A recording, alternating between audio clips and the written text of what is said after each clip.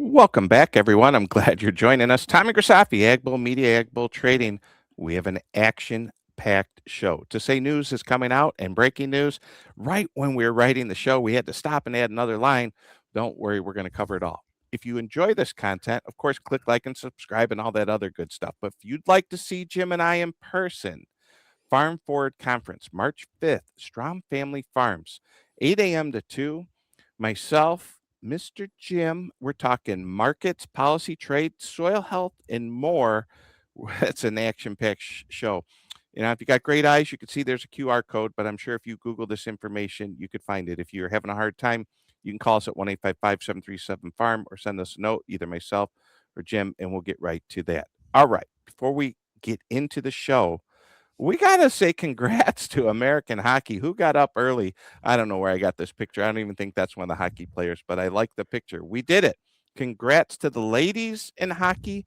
Congrats to the men. I believe it's been 46 years since we've won gold. Now, if you're like me, you've watched the movie Miracle by Disney, but head over to Netflix and there's a new documentary, Miracle, 46 years, almost to the date, or maybe to the date the men's hockey takes it. And of course, men, women, and anyone representing the great flag of the United States deserves a win.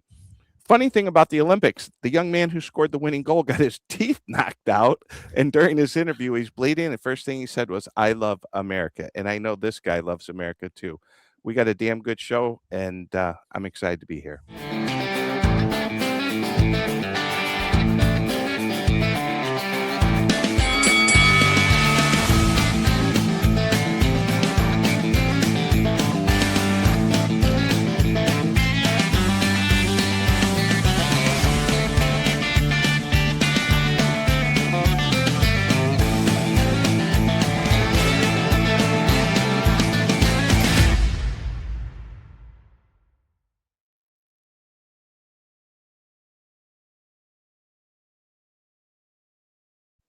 Mr. Jim Wiesemeyer. Now, your family just told you I've been saying it wrong for 6 months. Well, doggone it. I didn't hear it, but they said they love you, Tommy, but you've got to say Wiesemeyer. Emphasize the E. Wiesemeyer. From Wiesemeyer. now on, it's going to be over-exaggerated with lots of love. Well, I love being here with you, and we have a heck of a show. You ready to Yeah, just get I into it? did want to say I just Yeah. came back earlier this week. I was in the Ozarks at Margaritaville, the Missouri Pork Producers Conference. They had very good attendance there, beautiful weather. It was 70 degrees the day I spoke, Tommy. And they were in a good mood because they've had pretty good hog prices. And at least in Missouri, they haven't had the disease problems that some of the hog sector frequently does. So they were in a good mood. And I love a meeting like that. That's awesome. They're probably in a good mood because you're there. Well, we were preparing the show, and this happened. Here comes the vocals. Beep, beep, beep, beep, beep, beep, beep. Breaking news. We can't make this stuff up. Boy, do we live in a wild world. Yes, President Trump is president, but not everyone likes that. Some people like that, but it makes for the most exciting news cycle in history. And with that, here is the breaking news. People are going to have to Google what this means, but let's get your spin on it. Well, the Mexico's most wanted cartel boss, as we know, was killed by Mexican security forces. Now, here's the impact on that. It will likely improve the Mexican government's relations with Washington because Trump has been pressuring Mexico to combat the cartels more forcefully. And if you could recall, he even threatened military strikes against the group if he wasn't satisfied with the results. Well, these are results here. And their president, Claudia Sheinbaum, firmly and repeatedly rejected Trump's proposal, saying any U.S. strikes would violate their sovereignty. But I think you're going to have Trump mention that this Tuesday. We'll get into that later in the show during his State of the Union address. Good news for U.S.-Mexico relations. They're going after the cartels, which they should. I have a breaking tweet. I'm just going to read it. You stay there with your picture there Sure. so people don't see me looking through my trifocals here. Cartel killing triggers U.S. alert in Mexico. The U.S. Department of State urged Americans to shelter in place in parts of Mexico after cartel leader, boy, I don't want to pronounce that. And you think I butcher your last name. Don't even have me do this. But nonetheless, he was killed. Violence roadblocks spread across the area, and airports are shut down. I noticed a Costco was on fire. We got to keep an eye on Costco stock. Not that losing one Costco's it's a big deal if it's your Costco store, I'll tell you that. But boy, we don't like to see that, Jim. It's 2026 and they're burning down parts of Mexico. There's people Yeah. running through the airport. Well, Crazy. there's some big USC companies that have ground around Puerto Vallarta for seed. So I Mhm. remember going to at the time Pioneer Conference, Carteva now, and they had I think they postponed it being in Puerto Vallarta due to some Oh. nervousness. I don't know whether it was cartel related or not. So, but I know at least Carteva has a big research outlet there. So there's always an ag interest in key areas of the world. Well, speaking of nervousness, you brought up that word. We don't have to be nervous about the Supreme Court because they just became the sheriff on tariffs.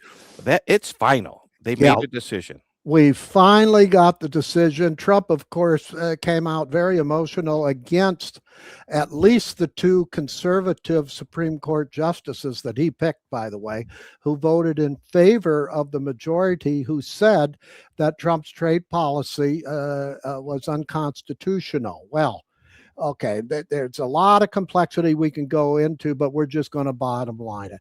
What happened? It was fairly a more simple ruling. They just said it's unconstitutional. So now, if you recall, we have been mentioning this for months on the podcast here, Tommy, and they have a series of other trade policy tools that they've already announced.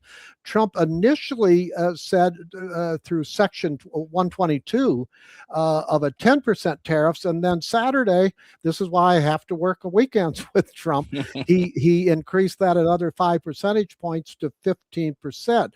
Now, that'll take effect February 24th, but it's limited for 150 days. Now, that's the key right there. Because the next tool that they announced that they're going to use is accelerated, what they call Section 301 investigations. Now, that takes time, except I think they've been working on this, and that'll have more legal behind it, Section 301. In fact, Section 122 tariffs could be called into court action, by the way, but by the time that went through the courts, they will have already kicked in Section 301. And I think you have a picture talking about that. Is this what I'm supposed to right here?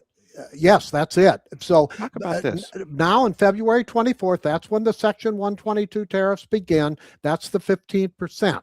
I could go, even provide a market impact, limited disruption due to the exemptions. USMCA is exempted. So what USMCA was exempted before, they're going to be exempted now. And agriculture has a number of commodities, fertilizer, beef, coffee, that are exempted from this 15% new tariffs. Now, the next tool, as I said, the next 60 to 120 days, it's going to be accelerated Section 301 investigations. And that's the big program because we've used that before and it'll hold up in court, Tommy. But it brings rising uncertainty and premium to the marketplace because here's a potential conundrum here. Some countries may retaliate on the Section 301. So we're going to have to see whether or not they do so. And then, so that'll come out in about middle of this year. We'll have the potential tariff findings and rollout from the U.S. trade representatives. And I've got high volatility risk because it depends on how the various countries react. And so the market is increasingly going to look at any potential retaliation.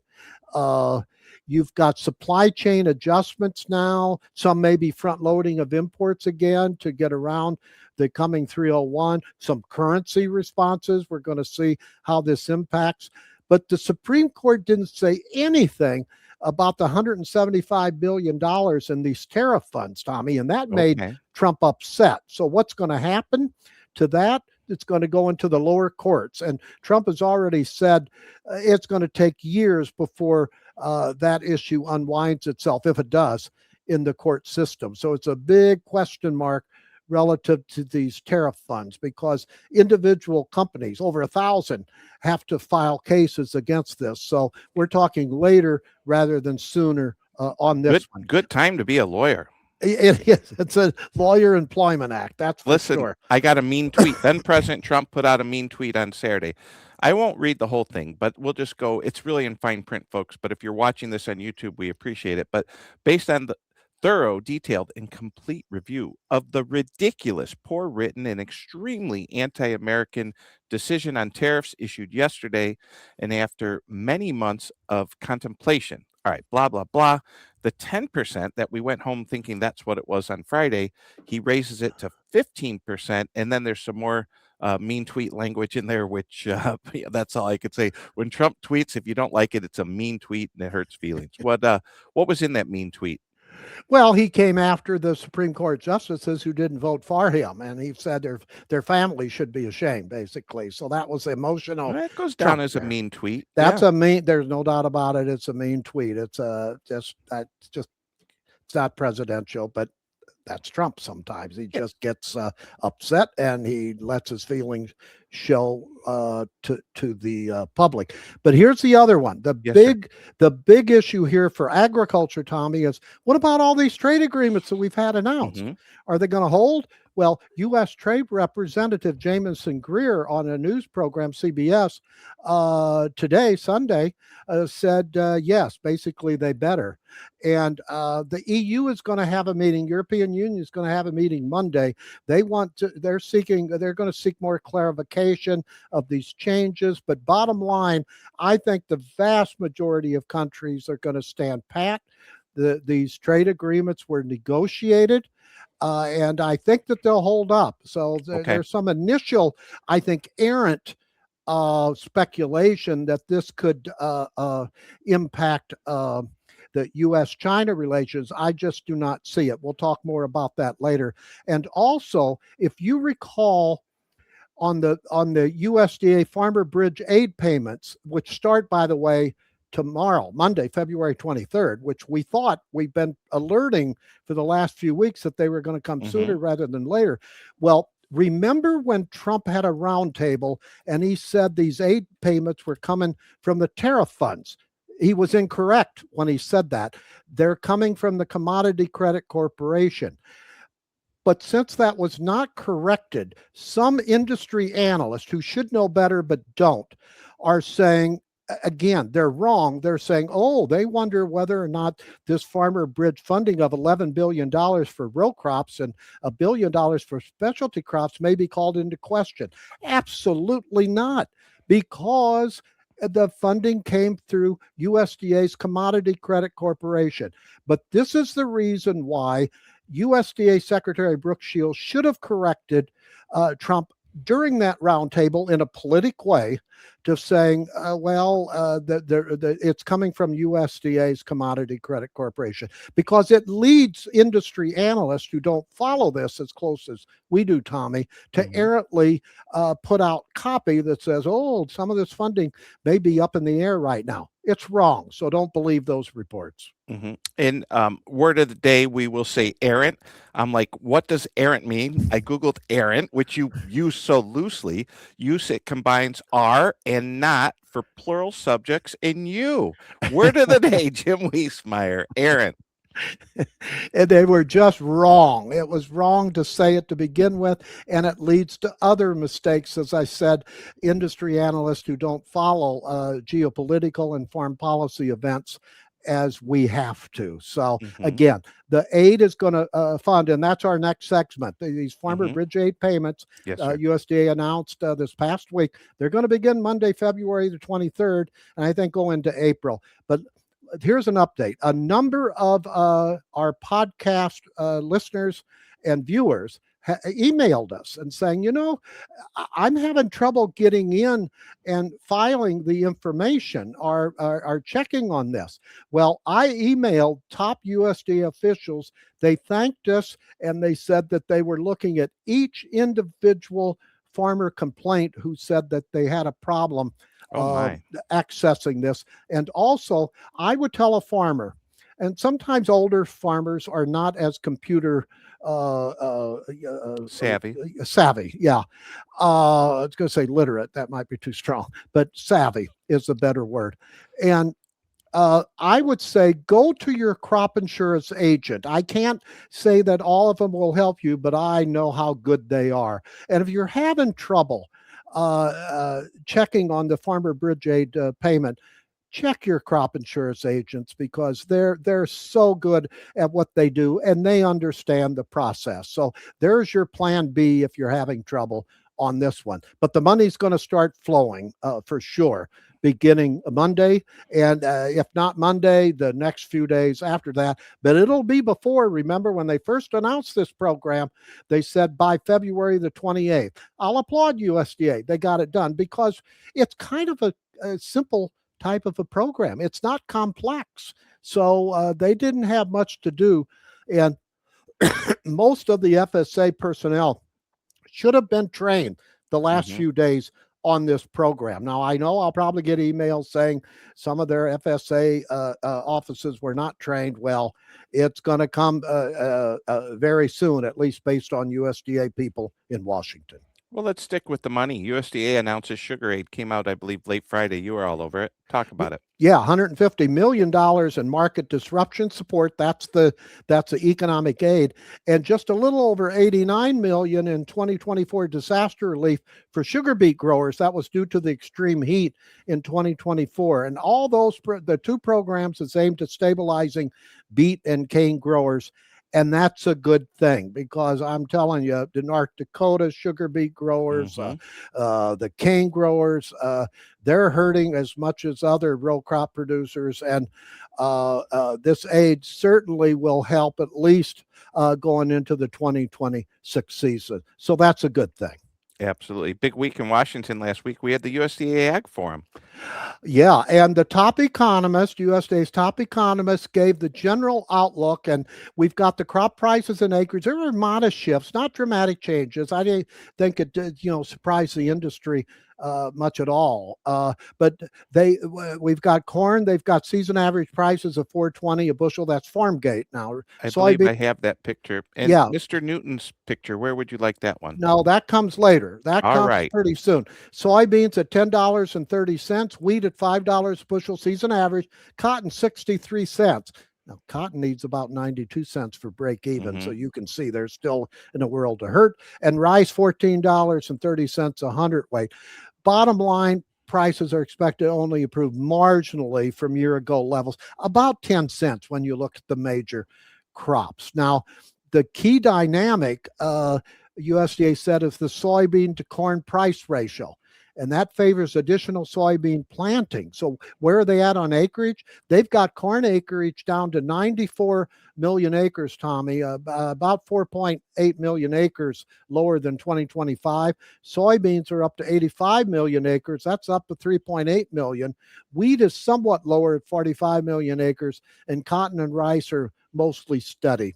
So this points toward a more soybean-heavy planting mix in the 26-27 crop year. Yeah, and we have more charts here. Farm income and federal support remain critical, or more pointers here. All from and then that's when we can go to the Newton break-even table. You want that chart? Let's do that one right before here. John Newton does great graphics, and this one is a key one because what he did is he used USDA's Ag Outlook Forum, AOF, farm price and break-even prices above total cost. And you can see, look at soybeans, still below break-even, 16% below. Wheat is still 37% below break-even using USDA's season average farm price. Corn is 16% below break-even. And look at cotton, 44% below break-even. So that clearly shows you that farmer bridge aid payments are needed, and perhaps an additional dose of farmer aid later this year as Congress at least debates a potential supplemental spending bill. And that gets us into the farm income and federal support remain critical, because USDA's top economist said he stressed the continued role of the federal support mechanism, direct government payments, crop insurance indemnities, income stabilization programs, and they have played a very important role in smoothing volatility as commodity prices declined from the pandemic era highs. And the top economist had a good quote. He said these farmer bridge payments are a way to get you to the fall Title I payments, but it's not a destination itself. That has to come from demand. And that's when he went into the things we've been talking about for months. For corn, it's got to be year-round E15 to increase demand for corn. It's got to be the renewable fuel standard program mandates for corn, biodiesel, renewable diesel, etc.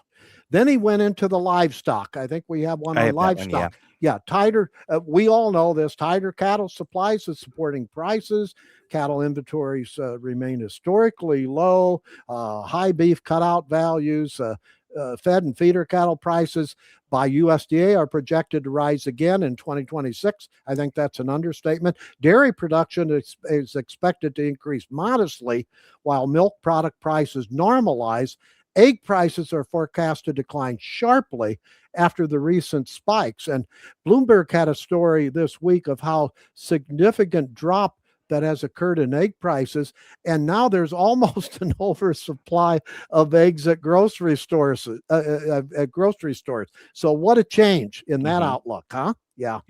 The bottom line on livestock, the USDA projects most livestock prices are going to move moderately higher year over year, and that's tight supplies and resilient protein demand. That protein demand is just staying there. So what do they see for 2026? Transition year, they called it.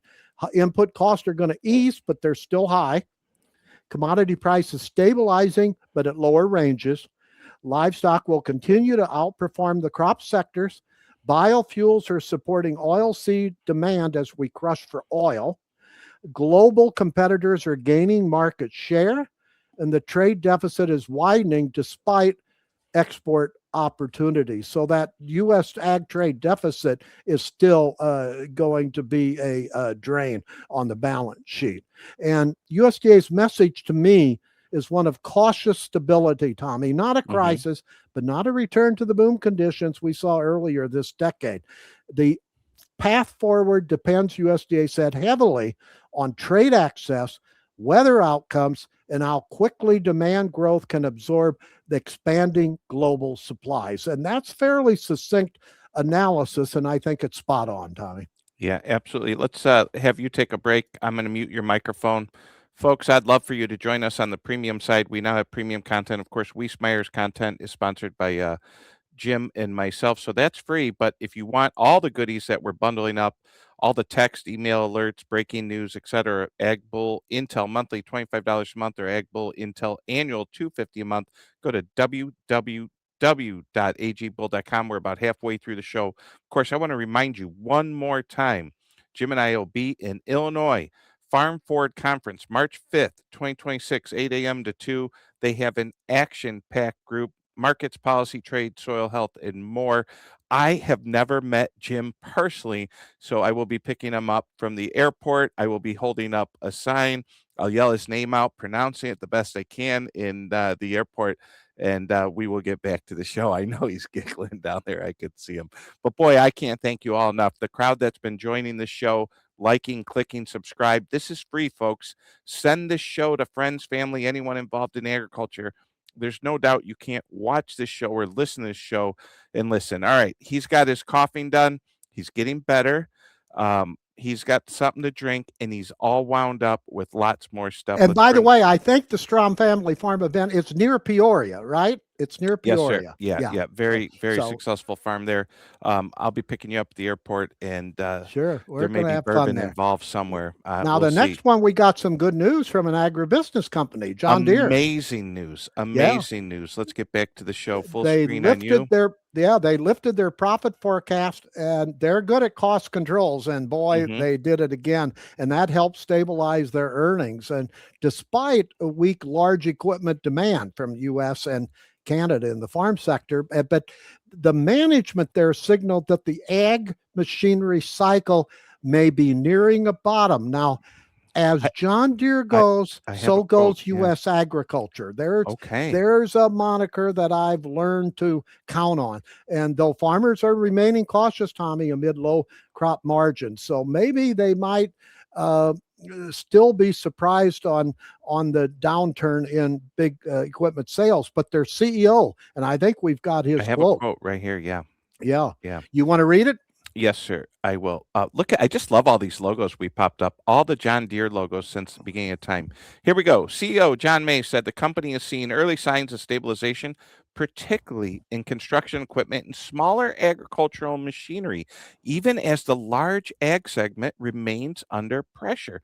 Jim, the stock spiked up 14% and closed at 666.60 that day for you spooky people out there. And I've always said in my speeches, for farmers who get upset at John Deere prices, don't get mad, get even, buy their Buy the stock. stock. That's Yeah. a hedge. And John May, the CEO, described Hmm. 2026 as likely marking, quote, the bottom of the current cycle. And so that suggested at least Deere believes demand conditions may begin improving from here. He said, while the global large ag industry continues to experience challenges, Hmm. we're encouraged by the ongoing recovery in demand within both the construction and small ag segments. And so that was a good bottom line, at least from John Deere's CEO, John May. And I hope it works out for them and for the ag industry. Yeah, like in that movie, I think the movie's Dodgeball or something. They're like, "That's a bold move, Cotton." I mean, to go and say this, right? Yeah, Yeah. nobody calls the lows or the highs, but I think he just did. Nobody puts baby in the corner, especially John Deere. And that's these folks who trade these stocks. These are big, big money people buying that stock. So a lot of optimism. Speaking There of is. optimism, Trump to visit China. Oh, yeah. Now, Trump in his State of the Union address Tuesday, we're going to get to that. He's going to mention his upcoming trip, March the 31st to April the 2nd. And he's going to get a grand thank you and visit by his friend Xi Jinping. So the market's going to look at are there any, did the U.S. lose any leverage, Trump's favorite word, in dealing with China relative to the Supreme Court ruling? Some people think so. I think they're wrong. I don't think that he's lost any leverage on that. Agriculture is going to listen whether or not there's any more updates to Trump's previous suggestion to Xi Jinping that China buy 8 million more metric tons of soybeans above the 12 million metric tons of soybeans that they committed to purchase, and they did by the end of February. So, and whether or not they're going to fulfill their 25 million metric tons on a marketing year basis for the following 2 years at least. That's what's going to come out about this. Now, of course, Taiwan is always a sensitive issue, and that could always be the fly in the ointment on any meeting. But I think Trump knows the importance of having a good takeaways, deliverables, as we call it in Washington, during his meeting with Xi Jinping, March 31, April 2nd. It will be very market competitive. And as we said, I think last week, Tommy, Hmm. watch this 10% ethanol tariff. If that comes off from both China and the U.S., bottom line, that makes us as competitive to Brazil soybeans as we've been in years. So let's hope that's the case eventually. We're going to have to listen to see whether or not they give a timeline or whether or not they announce that those tariffs are off, because that'll make U.S. farm products very competitive to Brazil. So Well, you that's the touched on China-G ethanol. movement. Let's go back to a lot of episodes, something you've talked about, fentanyl. There's a tariff that we're saying, hey, you got to stop this fentanyl. So you said ethanol. Talk about fentanyl. They may announce that too, right? They announced that. That's that 10% that we have. China put one on, and so did we. So that is a remaining thorn in the side of U.S. soybeans competitive, because we're about what, $1.20 or so, still higher on the price of soybeans to China than Brazil. But boy, while it may not wipe all of it out, it wipes a big chunk of the price differential. So that'll be constructive news if that happens, or if they give a glide path to the future of when that tariff will come off. So listen closely to that one. It's okay to say the Trump train is coming to soybeans, because we've seen the We've already seen it come, and the Trump train is it involved. may be going down uphill and then downhill again, because I think we'll get some good news out of this summit. You know, it's interesting because depending on if you're an optimist or pessimist, you'd say all the things are going wrong. But like our friend Paul Neiffer teaches us, we see what we know now, but when you do ag accounting, you grow the crop, you sell the crop, but then sometimes, like now, this money comes in after, or a price rally comes in after. And the thing that makes markets so complex is not the things we know. Everyone knows what we know. It's the things we don't know. And that's what'll happen at that meeting, Jim. Absolutely. And the market doesn't know how to gauge it because it's geopolitics. And that's where most ag industry analysts get a failing grade. They just don't understand the process. And that's kind of what we're here for, Tommy, to go before the signals and the noise. And Absolutely. I think we're going to get more signals than noise out of this Beijing summit. So be tuned on that one. We have some noise going on the House Ag panel. Postpones markup on Farm Bill 2.0. Weather is coming. We're going to get anywhere from 3 to 7 inches. At least that's the latest reading in DC. And we fall apart in DC with 1 inch of snow, by the way. This is not Iowa or Minnesota or North Dakota here at all. So they just came out a couple of hours ago and postponed the markup to sometime in early March. Let's just say they'll put another advisory out. But we were going to have a series. I think they were going to take 2 to 3 days in the actual markup this week, but that's postponed until early March. And I've got in my coming week ahead that will be on your site, Tommy. I go through some of the issues: the Prop 12 issue, the pesticide issues, farm credit issues, food and nutrition, conservation program, EQIP funding, a little more reduction than people thought of. All those are issues that's going to be discussed in the markup that's now postponed until early March. That's your bottom line on the Farm Bill 2.0.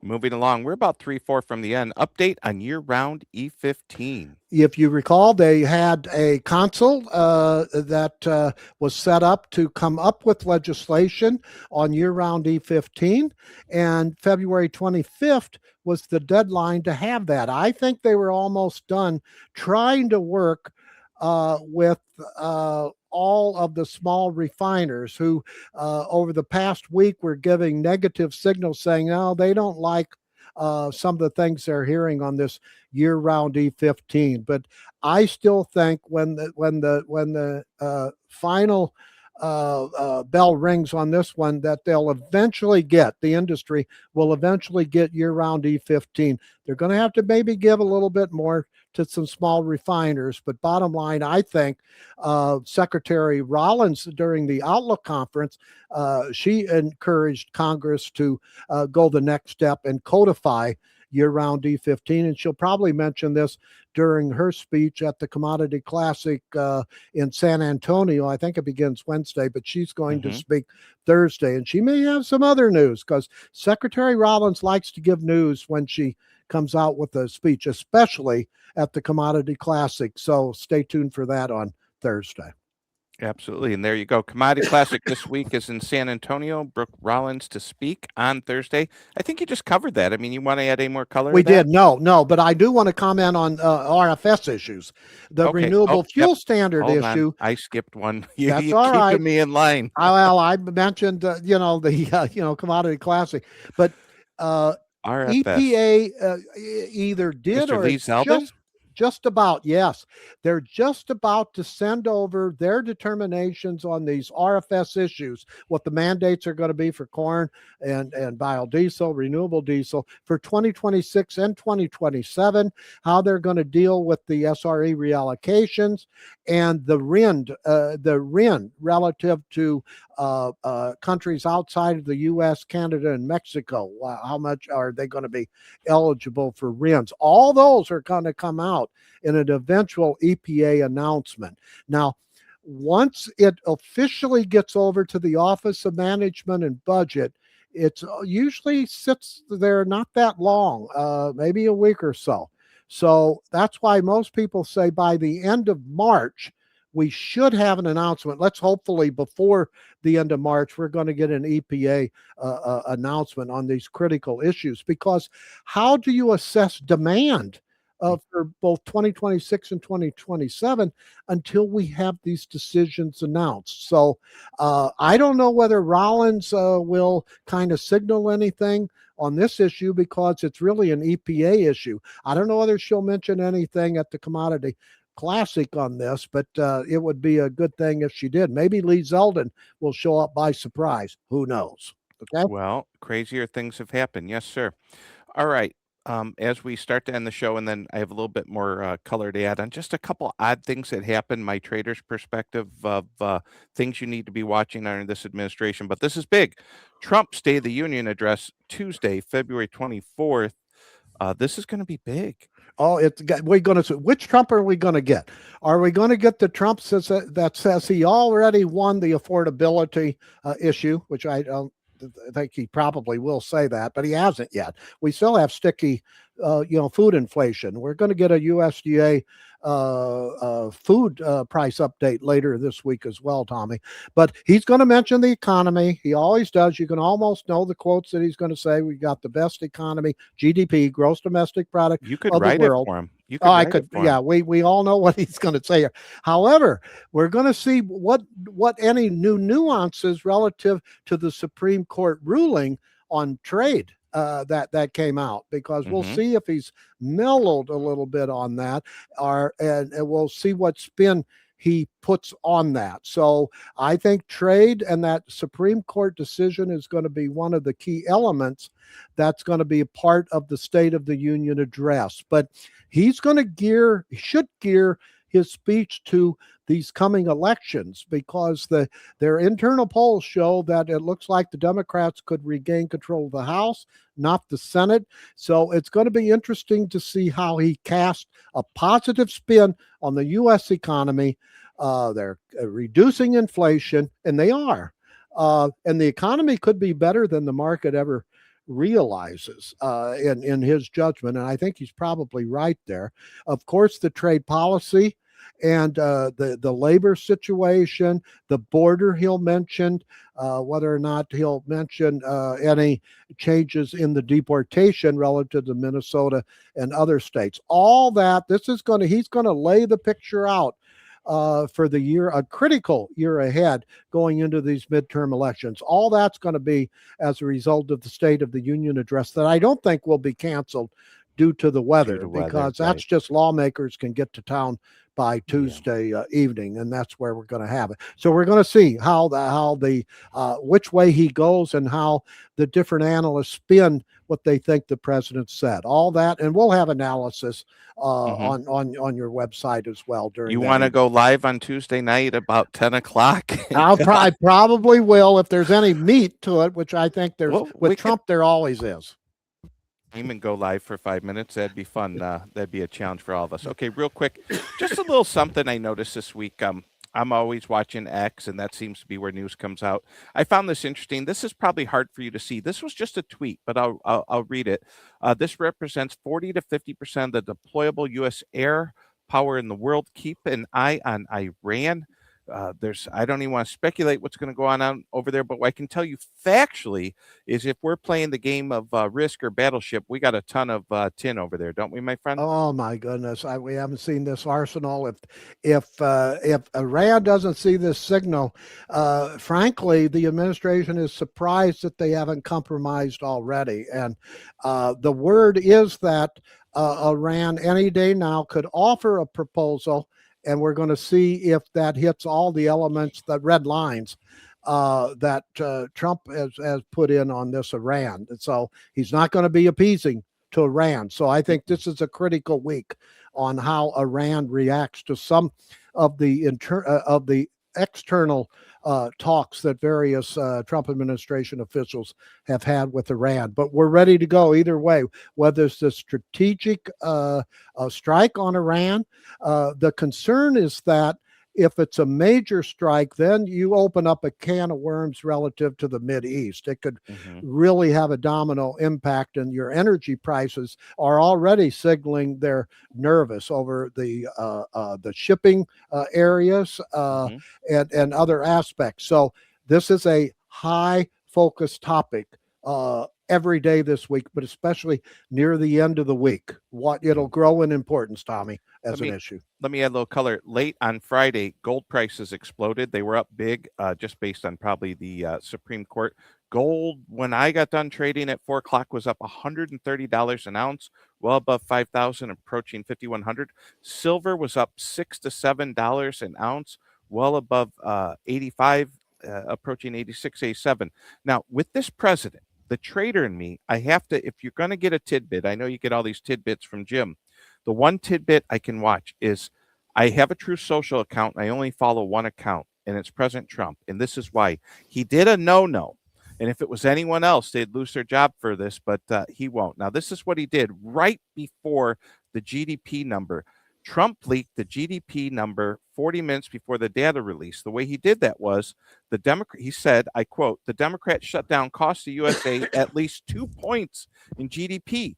That's why they are doing it in a mini form. Again, no shutdowns also.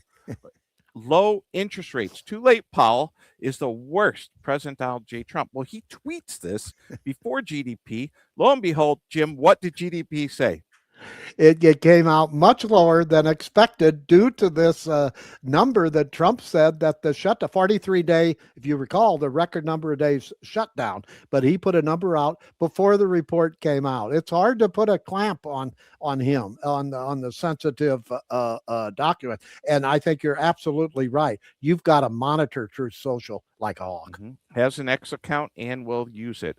All right, let's end the show the only way we know how. Mr. Jim Wiesemeyer leaves us so optimistic and just gets us all pumped up about not only the USA winning hockey, but the USA just winning. Take it home, brother. It's always Big D demand. Secretary Rollins earlier this week announced $263 million in food purchases. Now, that may not sound like a lot, but it is. That's Section 32 purchases. Butter, 75 million. Cheddar cheese and cheese products. Swiss cheese. Fresh fluid milk, 20.5 million. High temperature milk, 10 million. Chickpeas, dry beans, lentils. I'm telling you, all those specialty crop growers in North Dakota were very happy on this announcement. Pecans, $10 million. Lentils, $14 million. Split peas, $24 million. Walnuts, $15 million. USDA was a little late in announcing these programs, but now they're starting to come. And for a sensitive market like specialty crops, Tommy, this is very good news because this is solid demand. And that's coupled with, let's bridge to the things that we've already talked about, but tie them together. As USDA said in their outlook, we have to kick up the demand with growing carryover, especially for corn. That's where these trade agreements, which I think are going to hold. We've had some pretty good trade agreements announced over the last week to 10 days, especially for meats. Indonesia, U.S. Meat Export Federation said how significant that was for potential U.S. pork products sales to Indonesia. They've been working on that for years. So I think most of these trade agreements will continue to be implemented. I don't see them going by the wayside. The EU always huffs and puffs with this meeting Monday, but I think that they'll have a meeting of the minds with U.S. Officials once they settle down. But they're huffing and puffing until they have this meeting on Monday. And as we said, relative to soybeans, you've got we had marketing year highs and prices this past week. I mean, look at that. Yeah, that's finally very good news for the bean complex, and not just raw soybeans. Soybean oil had a very good week.